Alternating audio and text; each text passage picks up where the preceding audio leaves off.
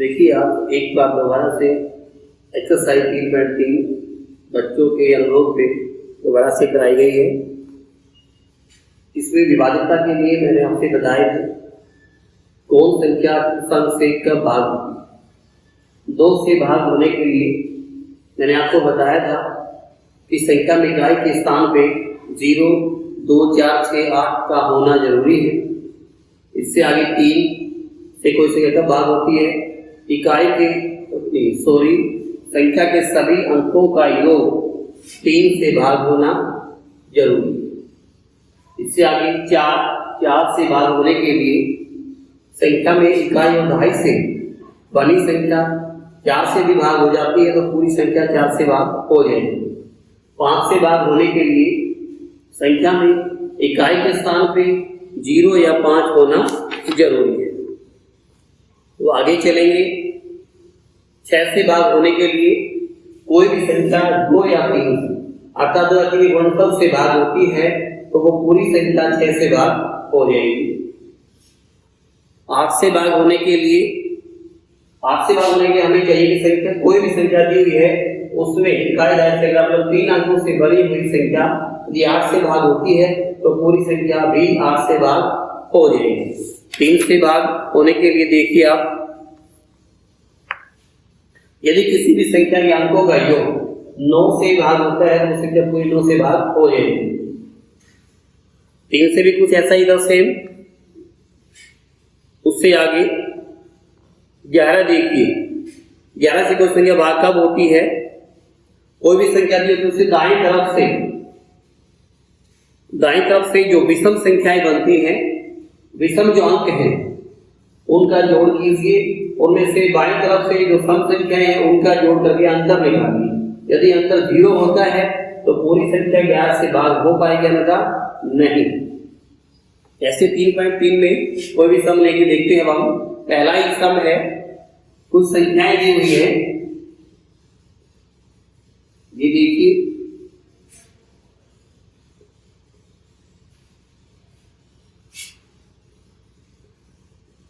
अभी संख्याओं में हम चेक करना है 2, 3, 4, 5, 6, 7, 8, 9, 10 से भाग होने वाली है या नहीं। अब 2 से देखना चाहे 2 से भाग होने के लिए इकाई के स्थान पे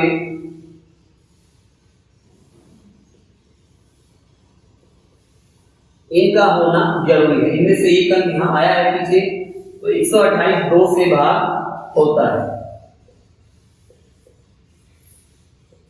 2 से भाग है, 3 से भाग होता है या नहीं देखने के लिए संख्या के सभी अंकों का योग देखिए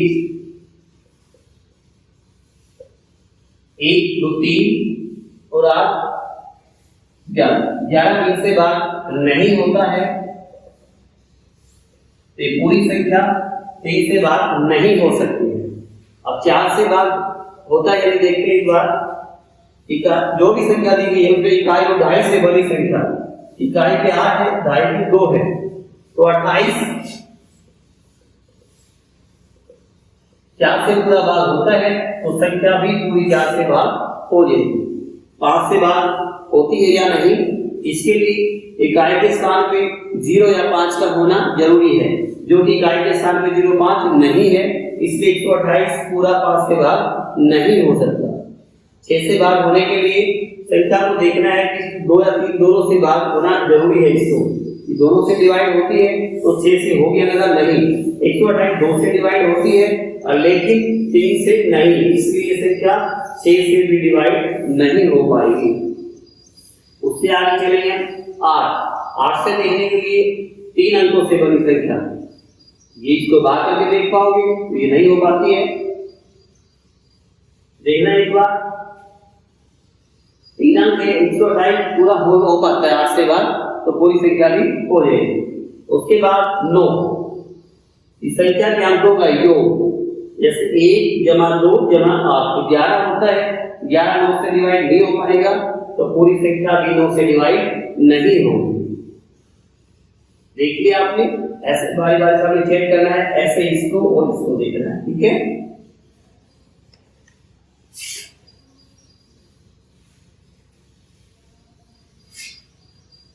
कोई और सम लेते हैं। सेकंड सम में है विभाज्यता की जांच के नियमों द्वारा ज्ञात कीजिए निम्नलिखित में से कौन सी संख्याएं 4 से विभाज्य हैं और कौन सी 8 से विभाज्य हैं। जैसे इस पे लिखा हुआ है 512 और ले लेते एक संख्या,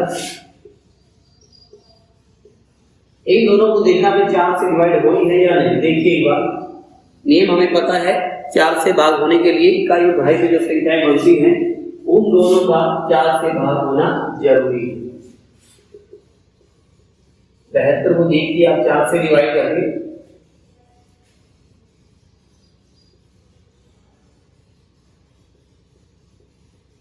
ठीक है, क्या दहाई की संख्या बनती है 72, 4 से पूरा डिवाइड है तो 572 भी 4 से पूरा डिवाइड हो जाए। नेक्स्ट बोलता है इसमें 8 से देखिए भाग किए बगैर, 8 से देखने के लिए 3 अंकों से बड़ी संख्या, क्या जा सकते हैं 3 अंकों की संख्या है वो 8 से डिवाइड होना जरूरी है।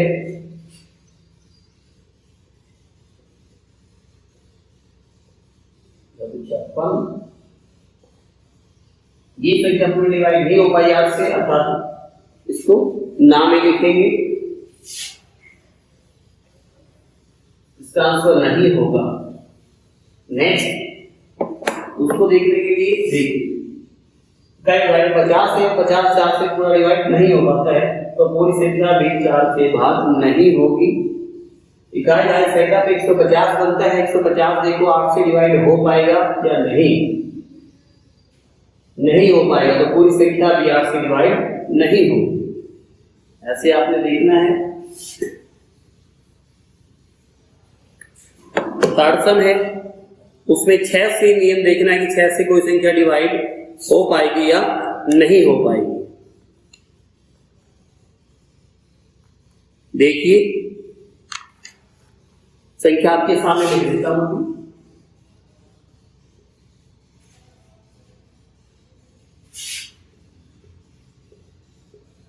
इसमें आपको बगैर कहा कि कोई संख्या डिवाइड होती है या नहीं किसी अंक से, इसके लिए विभाजकता के जो नियम है उनको हमेशा याद रखना होगा।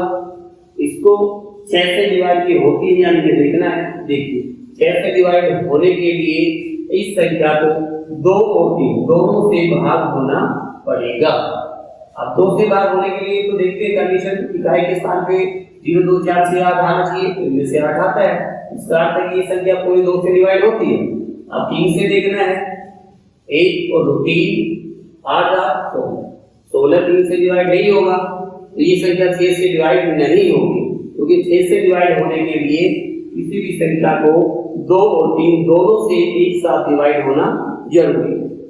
ठीक है, ऐसे आप आगे सभी को चेक कर पाओगे। ये 3.3 आपकी हो चुकी है। ठीक है,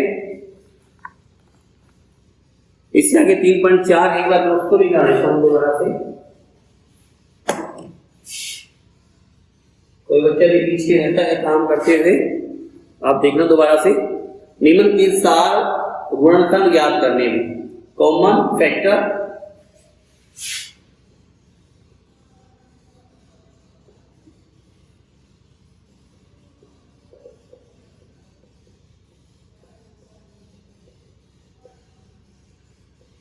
ठीक है, अब संख्या लेते हैं 15 और 25।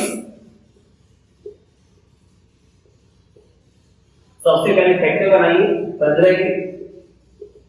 फैक्टर बनाते समय कोई भी संख्या हो वो अपने आप से और 1 से डिवाइड होती है सबसे पहले। तो फैक्टर में फर्स्ट फैक्टर सबसे पहले 1 को लेंगे, फिर 2 से पहले डिवाइड नहीं होता है, 3 से होता है, फिर 5 और फिर उसके बाद 15। 25 पे जाएंगे, 1 3 से 5 से होता है और 25। कॉमन फैक्टर लिखने के लिए जो मिलते हैं दोनों में कॉमन हो गए, दोनों में समान है, 1 और 5 दोनों में, तो 1 और 5 इन दोनों को पूरा डिवाइड कर दें।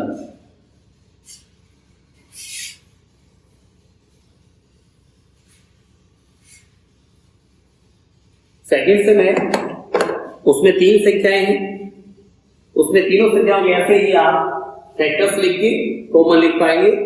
तीसरा समय उसको देखिए बिल्कुल अलग है, निम्न के प्रथम 3 सार और गुणज निकले। गुणज और मल्टीपल्स।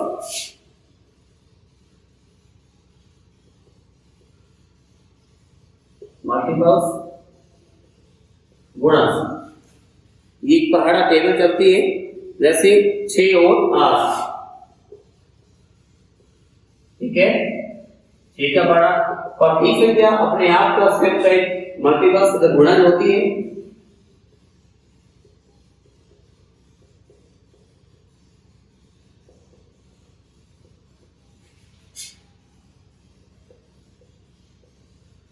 इसको आगे बढ़ा सकते हैं हम 6 जोड़ के, ऐसी कोई बात नहीं, इतना भी लिख सकते हैं।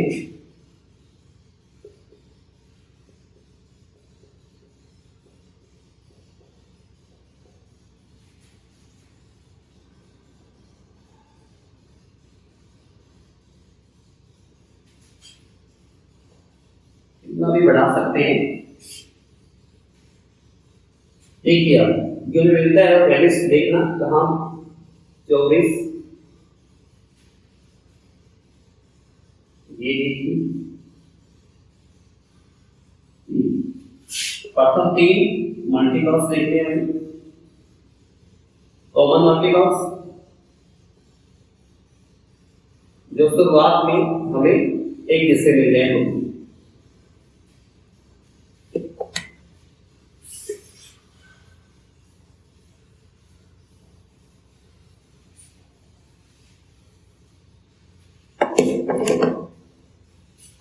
सवाल नंबर 4 है 100 से छोटे ऐसी सभी अभाज्य सभी संख्याएं लिखी जो 3 और 4 के सार गुणज। देखिए बेटा 100 से छोटे 3 और 4 से जो एक साथ में भाग होने वाले हो गुणज पहाड़े, अर्थात 3 और 4 का जो प्रोडक्ट गुणनफल है वो सारा लिखना है हमने। 3 और 4 का प्रोडक्ट लिखिए आप 12। अब 12 से जो भाग होने वाली है 4 100 से छोटी वो सभी संख्याएं हम लिख देंगे। तो वो 3 और 4 से तो भाग होनी है। सहभाज्य संख्याएं देखिए क्या होती है। सहभाज्य संख्याएं इनका महत्वपूर्ण समावर्तक एलसीएम 1 होता है। 15 और 37 इनका एलसीएम निकालेंगे। मैंने बताया आपको यदि दोनों संख्या में एलसीएम 1 आता है तो ये सहभाज्य है।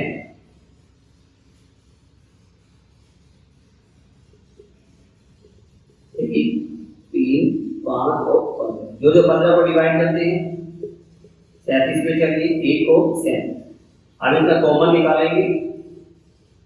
1 आता है एलसीएम हाईएस्ट कॉमन फैक्टर, जो कॉमन हमारे बनते हैं उनमें से सबसे बड़ा अंक है वो ले लेते हैं। इनमें से एक ही है तो दोनों का एलसीएम आता है 1, तो ये दोनों सहभाज्य हैं।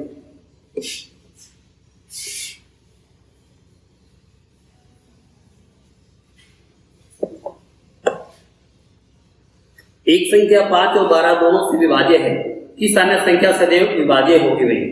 उससे पहले मैंने बताया था दो संख्याएं आपस में किसी संख्या को डिवाइड करती हैं तो उनके गुणनफल से भी वो भाग होगी। जैसे 5 और 12 से विभाज्य कोई संख्या भाग होती है तो अगली संख्या वो 7 से हो जाएगी। यह भी कंप्लीट हो चुकी है। यदि कोई भी सम आपको समझ में नहीं आ पाता है तो आप दोबारा से फोन करके मैसेज छोड़ सकते हैं जिससे हम दोबारा से करा पाए।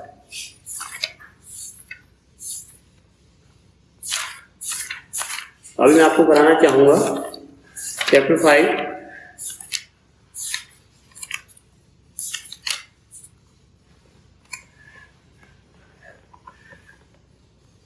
सबसे पहले बात लिखी हुई है रेखाखंड की तुलना केवल देखकर करने से क्या हानि होती है। तीन बातें बताएगी, लाइन, रे और लाइन सेगमेंट। तो रेखाखंड एक लाइन सेगमेंट आंखों से देखकर उसको मापना क्या हानि होगी। हानि ये हो सकती है कि उचित जो मेजरमेंट है बिल्कुल एक्चुअल मेजरमेंट है वो हम नहीं ले सकते। और एक रेखाखंड की लंबाई मापने रूलर की अपेक्षा डिवाइडर का प्रयोग करना क्यों अधिक अच्छा है। डिवाइडर से हम किसी साइड सेगमेंट रेखा को हम मापेंगे तो वो उचित माप हम ले सकते हैं।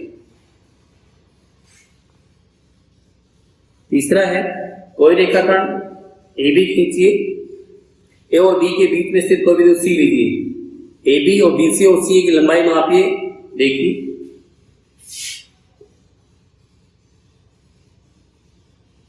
लाइन सेगमेंट या रेखाखंड इसका निश्चित मापतोल होता है, हम उसको पेपर पे खींच सकते हैं।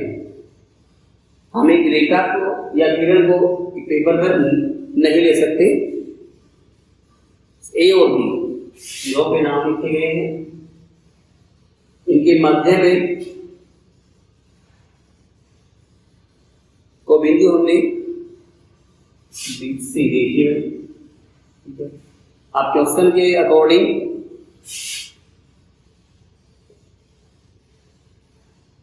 ये हो। ठीक है,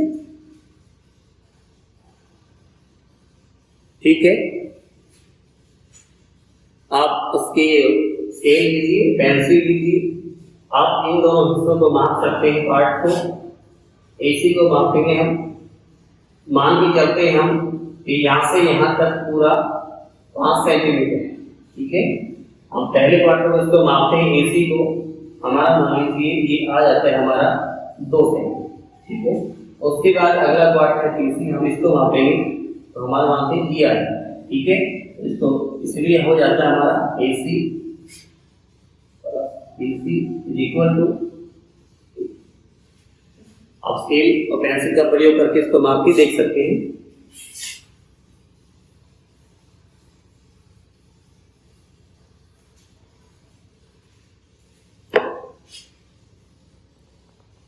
नेक्स्ट फोर्थ ऐसा ही है, एक रेखा एक बिंदु ए बी और सी इस प्रकार स्थित है, उस पे ए बी 5 सेंटीमीटर लेना चाहिए। नाम लिख के देखिए 5 सेंटीमीटर है। इससे आगे बी सी 3 सेंटीमीटर, बी से सी तक बढ़ाएंगे इसको 3 सेंटीमीटर।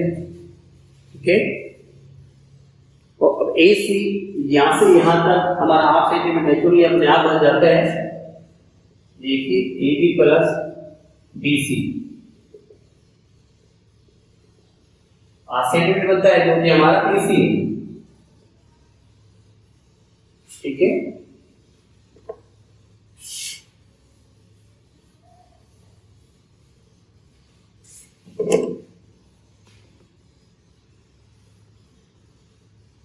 आपकी सारी एक्सरसाइज इसी प्रकार से है। ये एक्सरसाइज 5.2 में देखना एक बार।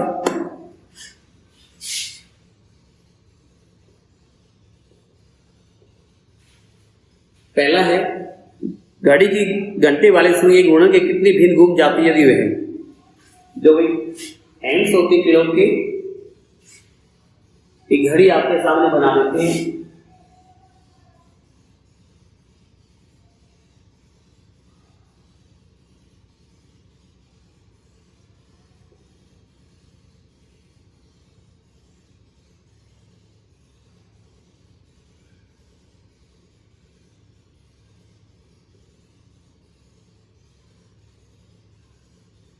देखिए क्या बोलते हैं, 3 से 9 तक पहुंचते हैं तो भिन्न फ्रैक्शन बताना आपने कितना घूम जाएगी। वो 3 से शुरू होकर यहां से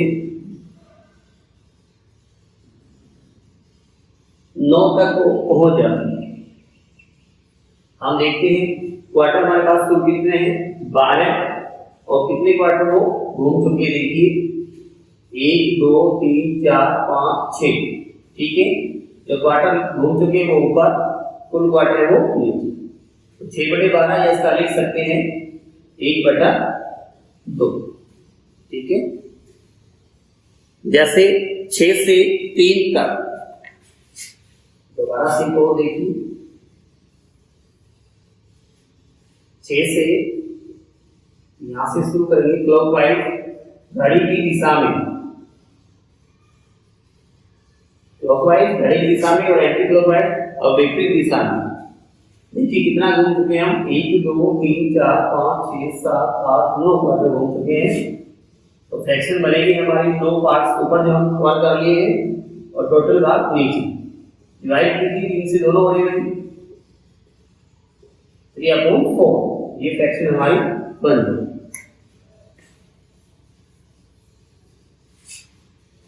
सेकेंड सम है, उसमें क्या है, एक घड़ी की सुई कहाँ रुक जाएगी यदि वह, देखिए यार सब लोग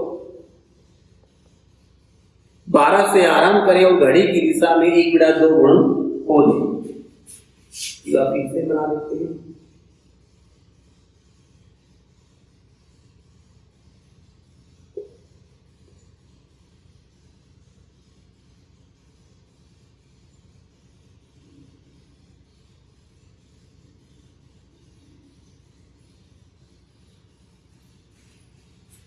ये बोलते 12 से आरंभ करें यहां से,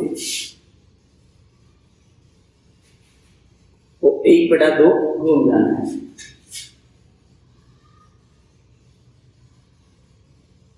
यहां तक आएगा, कैसे यहां तक आया वो देखते हैं।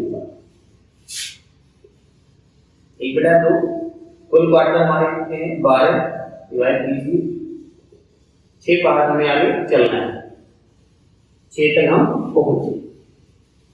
अगला देखिए, 2 से आरंभ करें और घड़ी की दिशा में 1/2 घूम जाए।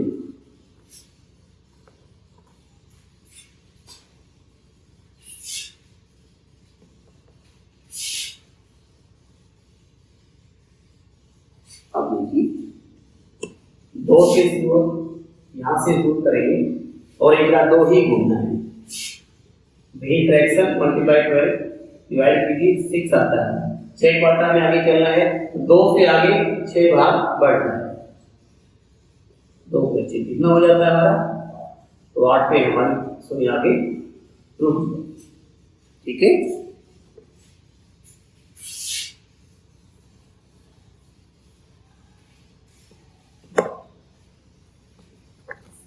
सवाल 3 है, आपकी दिशा में देख रहे होंगे कि आप आरंभ में पूर्व की ओर देख रहे हो, घड़ी की दिशा में 1/2 गुणन कर लेंगे।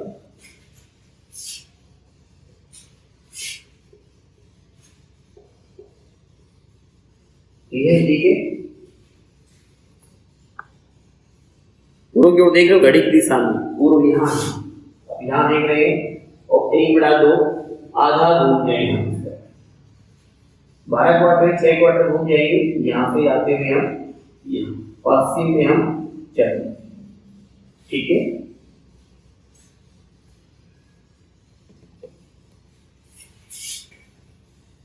तो यहां तक एक बार आप अभ्यास कीजिए। नेक्स्ट जो कार्य है वो मैं अगली वीडियो में आपको करवाऊंगा। तब तो आप लगे रहिए, घर पे बैठे सुरक्षित रहें, अपने परिवार के साथ रहें, आसपास सफाई रखें, समय का सदुपयोग करें। धन्यवाद।